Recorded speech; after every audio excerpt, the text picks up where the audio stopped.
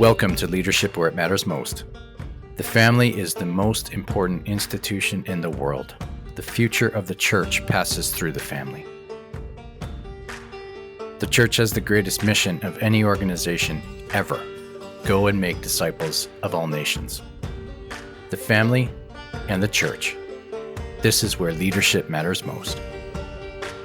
Hey everyone, thanks for tuning in to Leadership Where It Matters Most. Today's guest is Monsignor James Shea. And anyone who listens to this podcast and knows me well, when I say the name Monsignor Shea as a guest of this podcast, you know how excited I am to have him. I'm a huge fan of Monsignor Shea and so deeply appreciate his ministry. Monsignor Shea is one of the contributing authors to the wonderful book From Christendom to Apostolic Mission, which has certainly had a huge influence and impact here in the Archdiocese of Vancouver. Monsignor Shea is the president of the University of Mary, a university which just happens to be about 40 miles away from the dairy farm where he grew up. Monsignor Shea is the oldest of 8 children. He became a priest was ordained a priest in 2002. He served for 7 years in various ministries, including as a parochial vicar. He served with Mother Teresa's Sisters, Missionaries of Charity. And he studied at both the Gregorian and Lateran universities in Rome. Monsignor Shea was named president when he was just 34 years of age, making him the youngest university president in all of North America, something that he remained. He had that title for a number of years, which tells you just how young he was. So in today's podcast, we talk a lot more personally than the first time Monsignor Shea was on. About a year and a half ago, he was on the podcast, and we talked a lot about the insights and themes from that wonderful book, From Christendom to Apostolic Mission. But today is a little bit more personal. Today, we hear about his own personal journey in his leadership and some of the significant events in his life that have shaped who he is today and how he leads. We talk about his testimony, his story. We talk about his early days and early years as the university president, the University of Mary president, and what it was like to succeed a religious sister who was so well loved and respected in the community. And she had served as the university president for 31 years, I believe, prior to Monsignor Shea being named. Yeah, we just talk a lot about his own personal leadership journeys. Super insightful, super reflective. It was just such an honor to have Monsignor Shea back on the podcast and to get a little bit more personal about this one and speak more from his own personal experience and history. So I know you're going to enjoy this episode. Monsignor Shea, welcome back to the podcast. It's great to be with you, Brad. Thanks. It's great to have you. It's an honor, and I really appreciate your time. So we're just going to jump right in.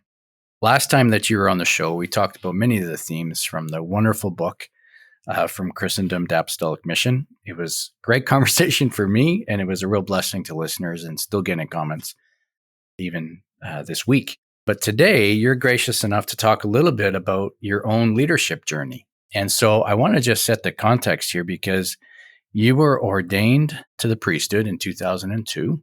I'm curious, Monsignor, were you at World Youth Day in Toronto in 2002 by chance or not? No, I couldn't go. I was at World Youth Day in 1997 in Paris. I wasn't able to go in 2000 when it was in Rome, even though that was right in the middle of my studies in Rome. Yeah. But it was during my first summer home, at the North American College in Rome. We go over and we stay for 2 years without coming back. And so that was my first summer, the summer of 2000. So I missed Rome, and then I missed Toronto as well, because I was just newly ordained. It was a funny thing. I was assigned, here's a leadership thing for you. I was assigned to the cathedral in Bismarck, and the pastor of the cathedral had a long succession of young priests. In other words, the newly ordained were almost always assigned to the cathedral. He had been there for almost 30 years at that point.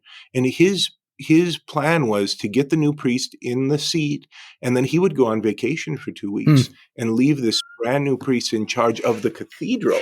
And invariably, something would go wrong. But he was gone on vacation at that time, and that was a non-negotiable. And so I was not able to come to Toronto. You had to be there. I sure wish. You were being responsible. The only 2 World Youth Days I ever was at was 93. In Denver, which of course was an epic event for the United States. I mean, that was a watershed moment for Catholicism in this country. The other one was Paris Yeah. in 97 when Therese of Lisieux was proclaimed a doctor of the church. Wow. Special time. So you were ordained in 2002, and then you were made president of the University of Mary in 2009, which, you do the math, that's only 7 years as a priest. And you were succeeding somebody who had been in that role. It was a religious sister, right? And she had been in that role for, I don't know, over 30 years, if I recall. And you were only Yeah. 34 years old at the time, which famously, you were the youngest president of any university, I think, in the United States. So I'm wondering if you can just remember back to that time, like internally, what was happening as you were approaching this new leadership position? Was it scary? Was it exhilarating? How were you experiencing that, being named president? Yeah, I remember a lot from those days. Let me try and answer the question in two different ways. One thing that I could offer, Brett, is that I said no several times because I was unqualified. I wasn't just being humble, and I was, just to clarify, there was a part of me that was terrifically excited at the possibility of doing something like this, but I wasn't deluded enough to think that I was the kind of person who could do it well. And again, by every reasonable metric, I wasn't qualified. I didn't have experience in budget management or fundraising or higher education administration or higher education teaching. I was a high school teacher. I didn't know anything about board governance, about human resources. I didn't know about accreditation. All of these things. I just wasn't. I wasn't the kind of person who is appointed to a position like this. And I was super young. I was 33 when I was named and 34 when I was inaugurated, and so that was a difficulty. But the fact that I said no, so I said no once on my own, and then I was reapproached, and that's a whole nother story. But Mhm.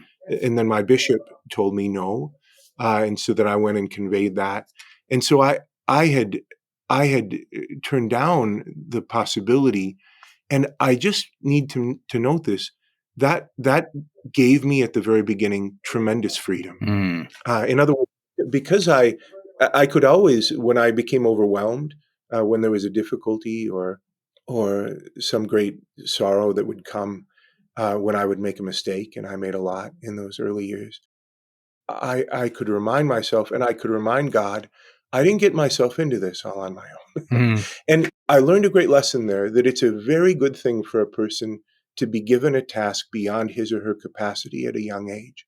That was a very good thing for me. It cured me of a certain kind of ambition. It impressed upon me a depth of self-knowledge of my own limitations. I had to be honest about those things, otherwise that would be catastrophic. I became a little bit impervious to self-pity as a result of that too. Mm. I have all kinds of weaknesses, but I'm not easily susceptible to self-pity. I don't feel sorry for myself or anything. And so I was always able to rely on God, because I was able to say, Lord, I didn't get myself into this. You're responsible. I wouldn't have done it. I didn't want to do it. Again, there was part of me that was excited, but the most clear part of me thought, I'm not the guy for this. Mm. So let me then tell the story, though, in a different way, Brett, because I think this other way is helpful. And this is a very long story, but what I'll do is I'll try and abbreviate as much as possible. When I was a freshman in high school, I was the oldest of seven boys. I'm the oldest of eight children altogether, but my little sister, the only girl, came along long after that. So I was the oldest of seven boys. I left the farm and went to college. And during that freshman year, my youngest brother was killed in a farm accident. Mm. And I was super, super close to him. And I loved him very much. And Mom used to say that when I'd come home from college that first year, he'd stand at the kitchen window and he'd stand there just saying my name. We were very closely Mm. bonded. Matthew was his name. And so he was killed in this farm accident when I was a freshman in college, the spring semester. And that was really hard. It was hard on my whole family, Mm. but it was hard on me. It became a little bit of a catalyst to my vocation, in that I knew, at least by that point, that I should give seminary a shot. But I was lollygagging. Mm. I was dragging my feet, and and that event was a watershed moment because the church was so supportive. And in the midst of our grief, I looked around and I remember saying, if this is what the church does, sign me up. Mm. I want to be there for other people in this way. And so the years passed, and grief, it ages like, I guess, like wine. Mm. All of the pain began to drain away, and I just missed my little brother from time to time, and I got to the point where I didn't think about him all that often. This was years and years later, and when I thought about him, it didn't have the old sting to it. Mm. So I was teaching high school in Western North Dakota out in the middle of cowboy country. Mm. I'd drive 70 miles round trip every day, and that's when all of this was swirling around. And here's what I was most intimidated by. You mentioned my predecessor was here for 31 years. Not only that, though, Brett, she was the most well-loved woman, maybe the most well-loved person in North Dakota, Mm. in my whole state. Her portrait hangs in the state capitol. Her name was Sister Thomas Welder, and she was a magnificent human being, one of these people who never forgot a name, Mm. who is always unfailingly gracious, who had a great instinct for people, who had a quiet dignity and warmth, and, she was really an impressive person, and people loved her. She was struggling with a terrible kidney disease Mm. where she was on dialysis all the time and she was losing the ability to sit in this seat, and that was one of the reasons that the board was, on the hunt or looking around for a new president. And so I thought, "What in the world to follow Sister Thomas?" I was so profoundly intimidated. Now add to that all of the things which I said before about what I didn't know, about the whole realm, the many realms of the only thing I knew anything about was Catholic identity and Catholic education because I had worked in Catholic high schools, and I knew something about, at a very small scale, how to bring about renewal in a Catholic high school, in terms of the religion curriculum or whatever, but that's small fries. I was really gripped with fear because I thought, "I'm following her." So I was teaching high school, driving 70 miles round trip every day to teach all these students, and I had this funny thing that I would do, Brett, when I was teaching. I taught for 7 years. I would always take the yearbook or the annual of the students, and I would memorize all their faces before the first day of class, Mm. so that when we took roll the first time, I knew who everybody was, and that really helped me with classroom management, and it saved me the time of needing to fumble around at the beginning, and so I always did that. That was a habit of mine. But there was one young man in this class that I was teaching, and for some reason, I couldn't remember his name. In the midst of class, I'd look at him, I couldn't remember his name. And one time his father came to parent teachers conferences and said, "I'm so and so's dad." And I was so embarrassed. I couldn't remember who this guy was.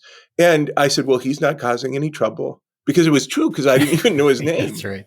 It was as though there was a veil over this young man, and I couldn't recognize him.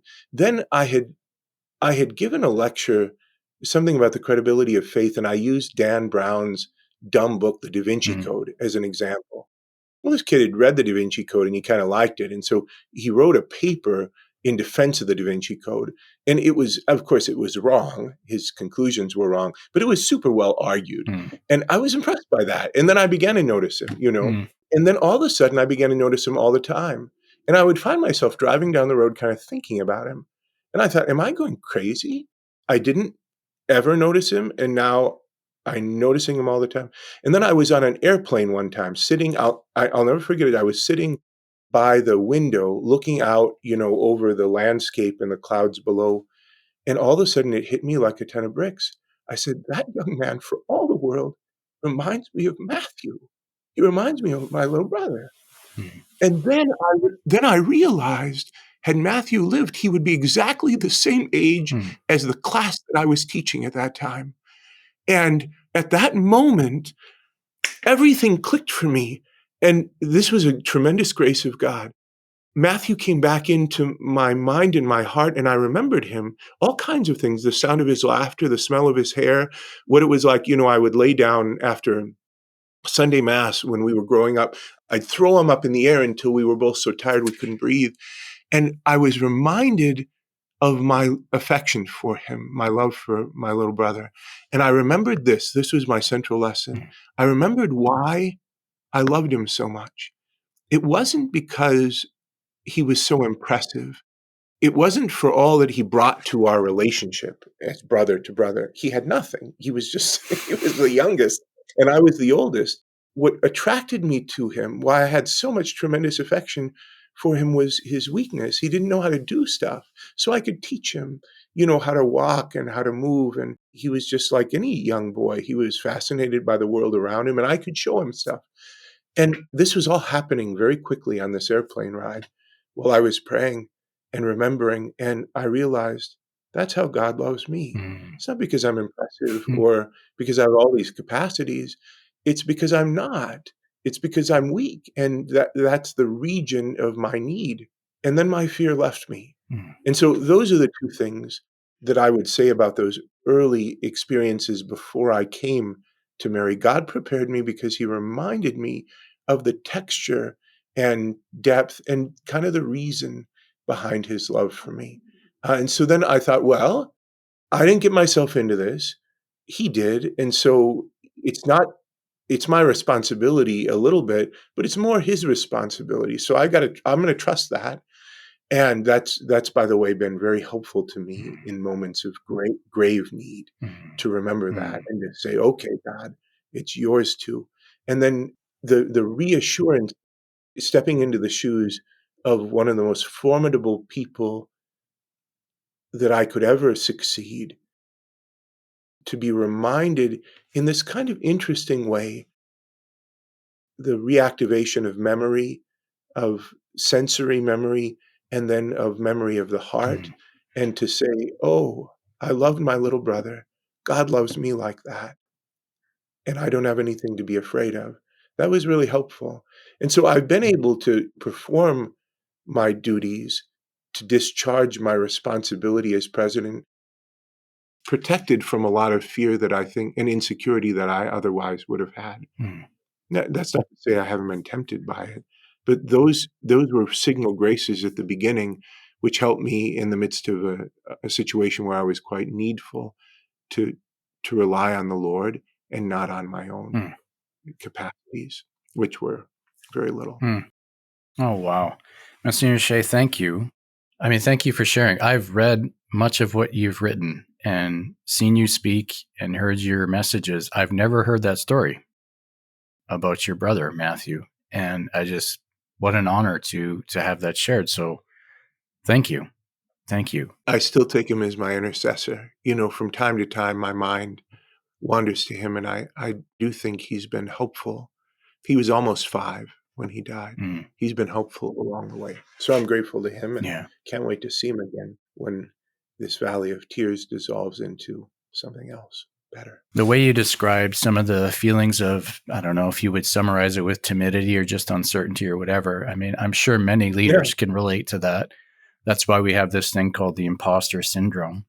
But what's Yeah. interesting about how you speak about it, Monsignor, which is kind of how I always think of it, it's not actually an imposter syndrome, which says, they're going to eventually find out that I don't have this skill or I lack that history, or, it's not imposter. It's actually true. Nobody is perfectly set up to lead whatever it is that they're, it's just a reality.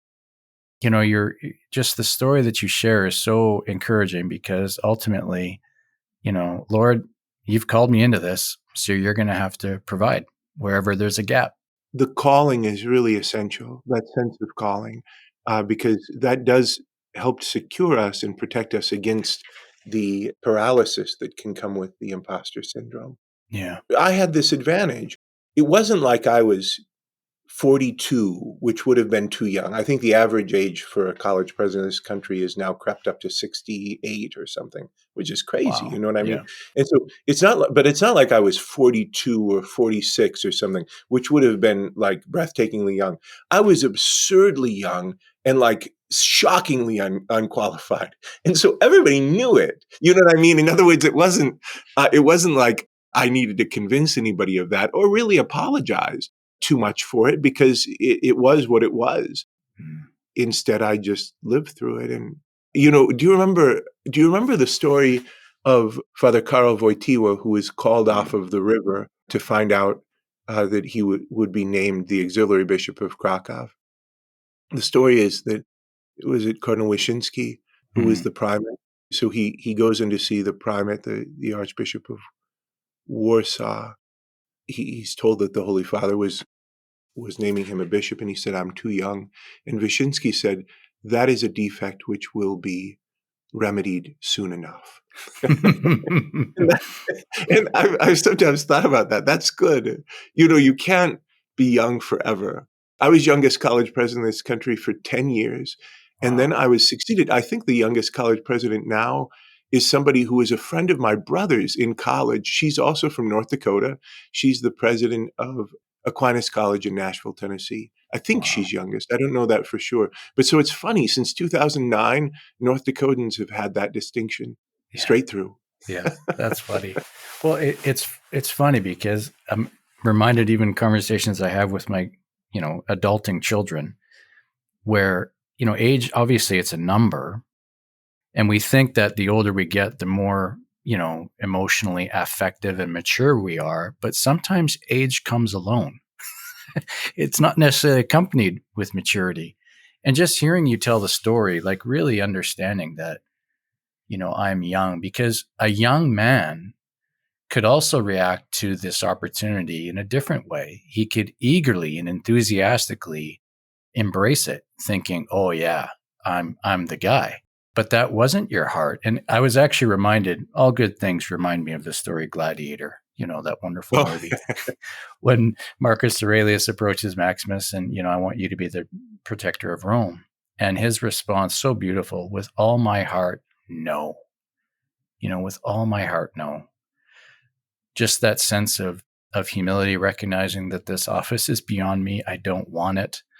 And you went through some of those things, and yet you embraced it because you sensed it was a call from God, and that He would provide what you think is lacking, and that's it. You do it. So your story is it's inspiring and it's beautiful, and I really appreciate you sharing it. But I wonder, going back, because I want this to be a blessing maybe for other young leaders who maybe they've been tapped on the shoulder and they've been asked to lead something that they think is bigger than them right now. What were some of the immediate, like real leadership challenges that you were staring at, perhaps as evidence that, oh, I am not ready for this, or not even concluding anything personal, but what were some of those biggest challenges, if you can recall them? well, I had to learn everything, Brad. Mm, I had to learn everything. One of the biggest things to navigate, and this is something that the navigation of which never goes away, is that so I'm not the founder of the university. The university was founded by Benedictine sisters in 1959, mm, and they're still around. And my predecessor was a member of that community. And so there was a sensitivity that came along with that. And, I'm a priest of the John Paul II generation. And so there's a particular thrust toward evangelization in my marrow, in the apostolic life, and all of those things. And there was a lot to navigate mm, because the university was on solid footing, but needed to be shepherded into the future and cared for in a particular kind of way. But it was incumbent upon me to be sensitive and faithful to the founding charism as well. So that's a lot to say, what does the future look like? And how can we go boldly into the future with a kind of fearless energy and joy without betraying the past, and certainly without denigrating the past as though it didn't matter or wasn't important, because the Lord has and the Holy Spirit has been present in various ways from the beginning.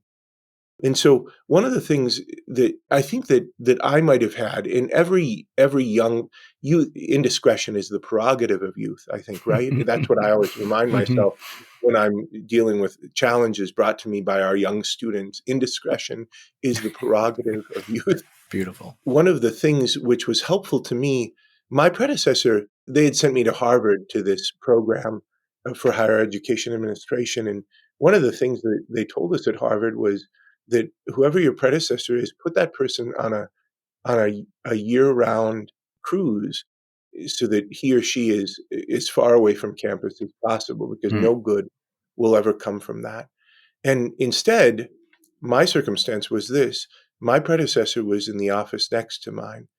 And her predecessor, now we're stretching back all the way to 1968, was in the office next to her, meaning that in 2009, 2010, when I took office, all of the leadership of the university, stretching back to the late 60s, was on one corridor. Well, I mean, according to the class that I'd taken, that was a disaster waiting to happen. But instead, it was wonderful, Mm. especially because I was so young. I had the mentorship of those people who really had been at it for a long time. I think that they might have and must have disagreed with many of the initiatives and that I brought forth, and the conclusions that I was coming to, and even some of the decisions ultimately that I made. But they also had been young leaders, both of them. Both of them, interestingly, had been named in their 30s. Mm. Neither of them is as sort of scandalously young as I was, but in their late 30s, I think both of them had been named, and so they had a sensitivity. Sister Thomas, it was always bright in her shadow. You Mm. know, she just was wonderful. And so one of the things that I needed to learn is that I didn't exert my influence by just stomping around or barking out orders. That it wasn't that you can't will a thing into being. You have to love it. You have to love it into being, and that is much less efficient, but much more effective. And so my whole approach at the university, this is in a nutshell, has been scanning the horizon. The Lord has set a watchman on the wall. That's Mm. Isaiah, is it? I think the Lord has set a watchman, and I gaze at the horizon, always looking, what's our next opportunity? What's the next sort of contaminant we can bring into the system? Let me give you an example of that. Just as an example, our largest school is health sciences. And I had been working with the National Catholic Bioethics Center in Philadelphia for a long time to get them into conversation with my professors in the health sciences, because it seemed to me that it was our responsibility as a faithful Catholic university to have those bioethical principles and solid Christian anthropology and all of that as much as possible in conversation with and integrating with all of our health sciences programs. Well, all of a sudden, here comes the COVID-19 pandemic, which was terrible for everybody. But you should never waste a crisis, I don't think. And Mm. and here it came, and all of a sudden, out of the blue, miraculously, my health sciences professors were supremely interested in questions of vaccination, immunization, the principle of double effect, cooperation with evil, all of these different sort of questions which I had been longing for them to be interested in, because they're so fascinating from a philosophical and ethical standpoint. All of a sudden, they became the best students of that in the world, and they Wow. couldn't call the people at NCBC fast enough. That's an opportunity. And so to scan for the opportunities for a contamination to happen, bringing Mm. the right people together in the right way at the right time, but you can't do everything all at once. And so that was one. I'm trying to be clear here. One of the things I had to learn, because I don't own the university, I'm just a steward. Mm. Scarcely anybody in young leadership owns what they have, unless you're an entrepreneur starting your own business. And if you are called into that, you don't really own that anyway. Mm. You're actually stewarding that. Or if you have employees, you certainly don't Mm. own it, even if you own it on paper, even if you've got the title to the business or whatever. Because when we're caring for people, when we have the honor of leading them, then they don't belong to us. And so I realized, okay, what do I need to do? I need to make myself as supple as possible to the Mm. Holy Spirit, and then look for opportunities. And so I've become an opportunist. Mm. The Catholic identity renewal of the University of Mary has been a matter of patiently waiting and saying, not yet, not yet, now let's go. Yeah. And sometimes that's shocking to people, and even to me, but it is a matter of knowing when and how. I've had to learn, but it is good to know that you don't really enact things by just stomping around. I don't wanna go to the other extreme either. Some people just wanna have committee meetings all day long. Chesterton said that there's never he Chesterton said, "I've searched all the city parks of all the cities in the world, and I've never seen the statue of a committee. And so I think that it's supremely disrespectful if you know what's going to happen and you have certitude about it, the thing which needs to go. I think it's supremely disrespectful to bring people into conversations as though the outcome is still completely ambiguous. That's really not that's not right. That doesn't mean not to engage people, and it doesn't mean that everything should be like that. A lot of things are ambiguous at the beginning, and you need to say, "How can we get through this together? What can we do?" But you have to sift through those things with honesty, I think. Does Hmm. that make sense? Oh, it makes great sense. Thank you so much. There was a line spoken by somebody speaking on leadership that I heard, and it was the opening line of the talk. And as soon as it was uttered, I was done for the rest of Mm, the talk because it was so potent in its meaning.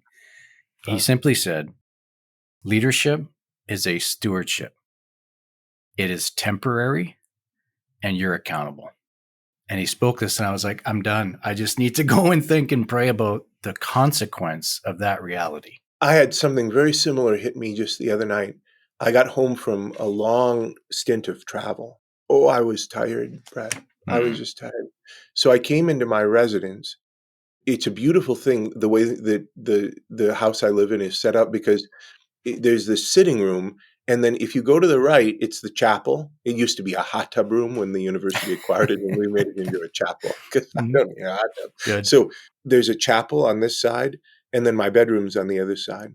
And so I'm always like, okay, should I go in and make a prayer of thanksgiving, or should I go right to bed because it's midnight and I've been traveling for many hours or whatever? And that's a good sort of test. Hmm. Here's what happened the other night. I came into my sitting room, and I was making for my bedroom, and I noticed out of the corner of my eye that my sanctuary lamp in the chapel had burnt out. In other words, there was no flame there. And for a moment, I felt a strong temptation to say, I'm gonna handle it in the morning, because it's this big oil lamp, and it's got about 2.5 weeks of oil in it, and so I have to go out to the garage, I have to get these bottles of oil, I have to bring them in and pour them in and all of that, and it's quite a phenomenon. It's like a It's a operation, deal. let's say. Yep. Yeah, and then as I started to make toward my bedroom, I realized, and what this was a grace because it wasn't like guilt or anything. I realized, no, I have to go attend to this because it's my Lord, and I it came to me this line from the gospel the other day. Which of you, with your servant coming in from the field, would say to him, "Sit down and eat"? Wouldn't you say, "Serve me, and then you can eat later"? And that's us. We should say in the end, we're meritless servants. We've only done what we were commanded to do. So I went and I refilled it, and I was deeply struck. That night I went to bed thinking, that's servant leadership. People say a lot about servant leadership, and they think about it as like this humble way Mhm. of like putting yourself at the service of other people and leading in that way. That's partly true, but in the Christian sense, it's something deeper. It's that I'm a servant first, that in my own house, I don't serve myself. In my own house, there's a lamp that needs to be lit for the one who dwells there, who's the center and thrust and meaning and purpose of my whole life and of everybody that I serve. And so I need to serve him, and then I'm somewhat qualified to serve others and to lead them. Mhm. Sometimes those spiritual insights only really hit the person to Mhm. whom for whom they're meant, and maybe that's the case in this case, but I was just very struck by that. I'm sure everybody listening to this is taking that to heart. Monsignor Shea. Mm, That's a powerful image, to say the least. There's a line of the scripture: the glory of God is to conceal a matter, and the glory of kings to seek it out, mm, which is another way, may, of describing some of the things you're speaking to, that, there is no authority. There's one authority. God is the authority. He is the ultimate. Even when the centurion came to Jesus and he said this wonderful line to him, "I see that you're a man under authority." He didn't say you're a man of authority and power, but you're a man under authority. I too. And I think it's just a lesson that we as leaders, especially leaders of institutions that have been around for decades, to lose sight of that is to put yourself in such a precarious position. I've been so Yes. blessed, Monsignor, by the leaders that I've been fortunate to serve under, because each of them in their way have assumed an office and given it their best, all of their intellectual capacity, all of their leadership, everything, but recognizing that this office will succeed them, that it's temporary, right? So the things that you're speaking about, I just think they're so important. And there's so much temptation, I think, for leaders to, maybe you can relate to this term, but be bigger than your britches. Like, it's Yeah. just not our reality as Christians. But we lose out on something there, and we could spiritualize it or analyze it in terms of virtue theory or any of those other things. But let me just put it in really practical terms. If you make it all about you, you lose out on the beauty, the possibility of the beauty and glory of seeing people come after you, pick up where you left off, and do better than you did. And see that the thing that you've loved is going to flourish long into the future, that it doesn't sort of disintegrate into a pile of dust after you've gone. This happened to me. My Hmm. first big love was I was 5 years the chaplain of this high school in Bismarck, and I really poured everything I had into that. Oftentimes, I thought to myself how good it is, St. John Henry Newman, who's to be now a doctor of the church. St. John Henry Newman, lead kindly light, one step enough for me. I learned that Hmm. at the high school, but I learned it afterward because I was pouring out my life there. It's one of the reasons that the board and the sisters here at the University of Mary noticed me as a possible leader for the university. But had I known Hmm. that I was going to be here, I wouldn't have given myself entirely to the high school because I would have said, "Holy cow, I'm not prepared to be president of the University of Mary. I have to read these books. I have to study. I have to do, all this." But I didn't know. And it was good for me that I didn't know. Instead, I poured myself out entirely at the high school. And that was a great lesson for me later on that it's good.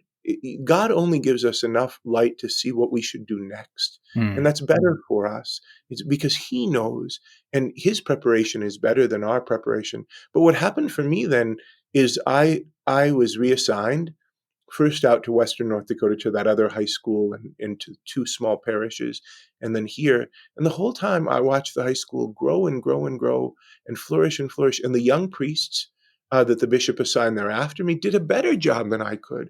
Now, they built on what I had struggled and suffered for. That's true. But they were more capable for the time in which they were serving than I would have been. And it's deeply gratifying. And I wouldn't trade that for anything. How terrible it would be if I had left and the whole thing had collapsed. Hmm. Really, that would what's the use of that then? Then I'm just building for time.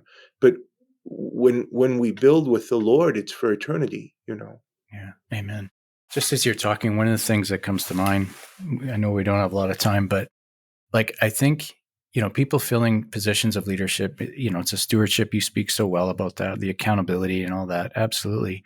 And yet God in his wonderful plan understands that everything in your life, everything in every other leader's life is going to inform how they lead.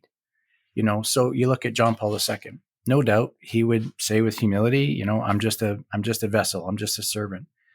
And yet, of course, you have to think all of this suffering that he endured with parents and siblings and everything from the tyranny of communists and all of that absolutely informed his pontificate. Of course it did. We don't get theology of the body without his lived experience in any of these gifts. So it's this wonderful thing that you can't think too much of it. And yet God in his graciousness will use all these things as he did you with your brother Matthew. I mean, that has informed your leadership. It's beautiful. I spend a lot of time with the Apostolic Constitution Ex Corde Ecclesiae because it's the Mm-hmm. Constitution on Catholic universities. John Paul II, who's a hero of yours, I think, and of mine, has a line in it that I never tire of, and it's a throwaway line. Toward the beginning, just after kind of the little preface, he says, "I myself, for many years, was deeply enriched by university life.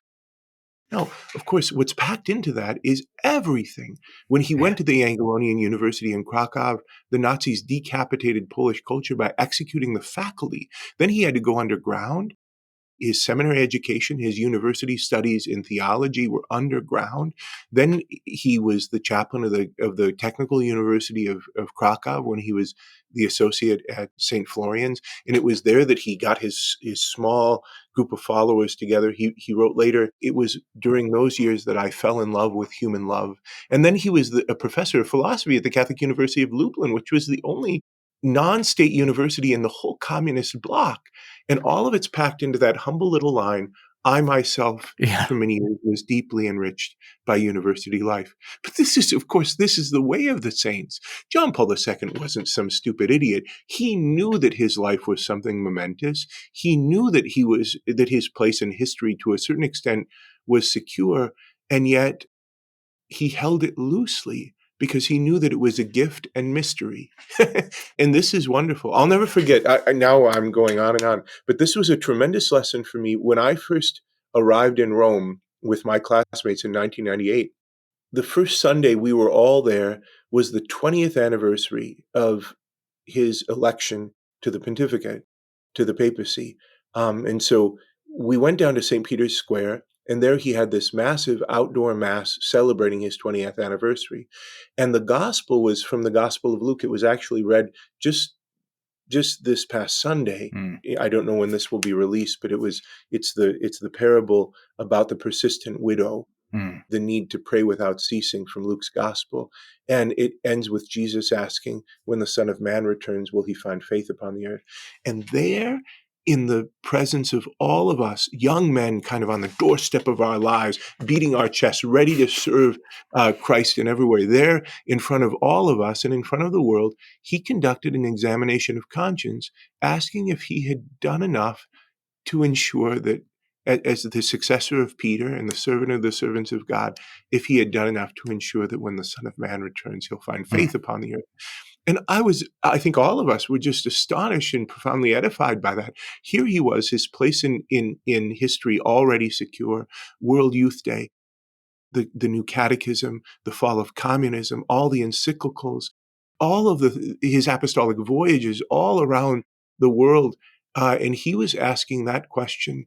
It was a reminder to all of us that our lives are not our own, mm, and that we be asking that kind of question in the mirror every morning. Am I doing enough?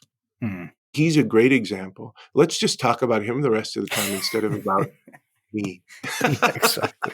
So much to talk about. Can I ask one final question, Monsignor? Sure, sure. Because, I mean, here you are, president of University of Mary, and been so 16 years. What is the biggest challenge facing Catholic post-secondary education now and in the future? A university is a place for the healing of the mind. It's a place where the intellectual apostolate of the church is meant to come alive vividly in technicolor for young minds and hearts. Dante in the Convivio talks about an age of stupor, that students between the ages of 18 and 22 or so have this stupor in which they're uniquely open to all of the wonder and marvel and magnificence of the world. And it's where they can Mm, identify where their place is in the cosmos, so to speak. And so our challenge is the same as it's always been. The healing of the mind is not simple or easy. But the age in which we live, I think, presents some pretty stern challenges. One is something that you and I have talked about already, and that's that we live in a post-Christian age. But I paused when I was thinking about that because I think that partly it's a challenge, but partly it's one of these bright opportunities that only comes along every so often. We have the chance to reanimate in the hearts and minds of our students the whole of the story. This is meant to be a profoundly creative and fruitful time for the church, and so I think a great threat is that we should somehow postpone or shirk that responsibility and not do it, not really go after it. mm, And so I think that that's one of the prime challenges. Mm, to tell the gospel story again for the first time in the midst of a post-Christendom culture. mm, But the other thing is this, that even since the last time that you and I spoke about this post-Christendom culture, this new apostolic age in which we live, I think that there's been a shift. I don't know if other people are mm, seeing it, and I don't know what it's directly related to, because I don't think that it can be simply tied to, like, historical events. People might mention, like, the assassination of Charlie Kirk mm, or something like that.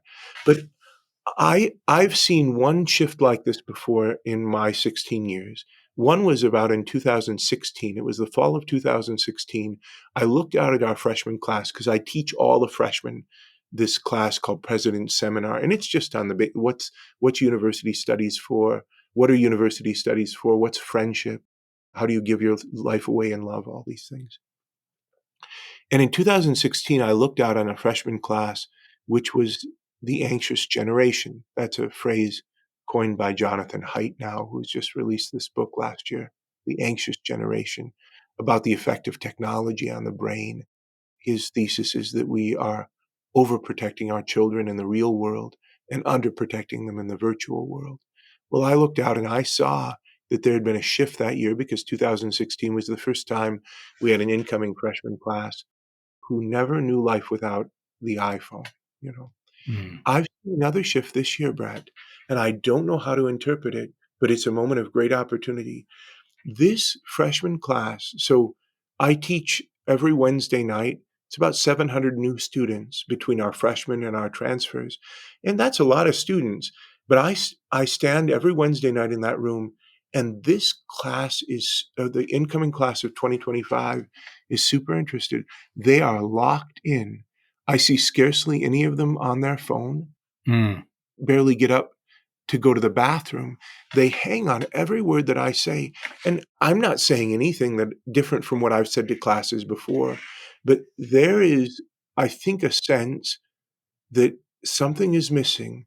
mm, And I think all along, students have known that deep down, but this class knows it much more explicitly. And so I sense that there's a generational shift which is happening right now. And one of the great challenges for universities is to note that, because mm, if we don't note it, it's going people used to look to universities for the great questions, but nobody does that anymore. People turn to late night television or to Oprah to mhm, find out, or to Instagram gurus or people doing self-help videos on YouTube. People don't turn to universities anymore. And so universities, Catholic and non-Catholic, will completely collapse if what I'm smelling in this new generation is true. They are here for answers. And mm, if we don't make a reasonable attempt to place before them the very best that arises out of the tradition, they'll have done with us mm, because they want something and they're eager for it. And I love that, by the way. I tell our mm. students, here's what you should demand from us. And I delineate that so that they can demand it. That's great. I don't know if that answers your question. I could give you all kinds of Mm. like more the demographic cliff and doom and gloom, but we don't know what's going to happen. I'm not a. I think the prognostication that comes to us from sociology is limited by methodological exclusion of the Holy Spirit. It's Exactly. I love it. That comes yeah, through clear. I mean, one thing yeah. I'll say, and I know, Monsignor, you got to go, so I gotta let you go, or Austin's gonna be very upset with me.